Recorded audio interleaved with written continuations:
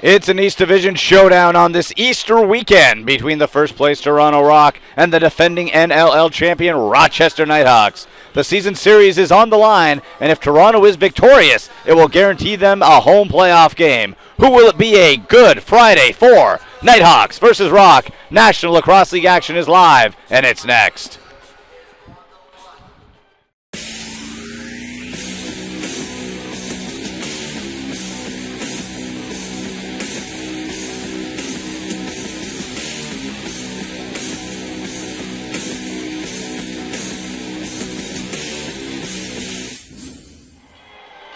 From the Air Canada Centre in Toronto, welcome to the NLL, where we have the two top teams in the East Division, the Toronto Rock hosting the Rochester Knighthawks. Andy McNamara alongside Steven Stamp. Thank you so much for being here with us tonight. And Stamper, let's begin with a hectic NLL trade deadline. The Toronto Rock made a blockbuster deal with the New England Black Wolves. They did 6 trades overall, every team in the league involved in them, but the Billings for Crowley deal is the big one everyone was waiting for, and they had to wait until 2:59. Yes. It didn't actually come out until after the 3 o'clock deadline on Tuesday, but a huge trade. Garrett Billings, who obviously hadn't come to a contract agreement, has been out for 363 days before he plays tonight for New England. He is down in New England, or I guess he's over in Minnesota.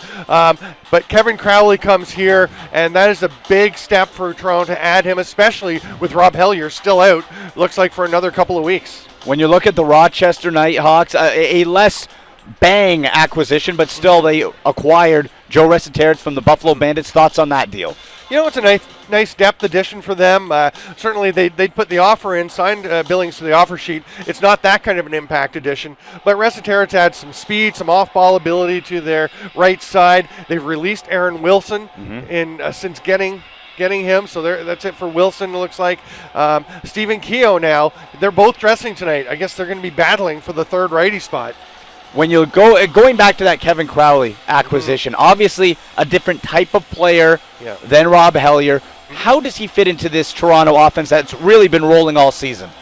It's going to be a bit of an adjustment for him because he's used to the whole offense flowing through him in New England. That tends to happen a bit more with Josh Sanderson, but it was working through Hellyer a lot, so Crowley will take a big role immediately in this offense. You're not going to look at Casey Behrens or Brett Hickey handling the ball a lot, so he'll step in and play a pretty similar role that Hellyer did in terms of having the ball flow through him, setting people up. I think they'd like to see him score a few more goals than he was for New England, but he's a tremendous player, big, strong guy, and he is actually, it's interesting, you look at his points, he's on pace for 94 points this year. Wow. He won't get it because he's only going to play 14 games since New England has 4 more games left than Toronto does.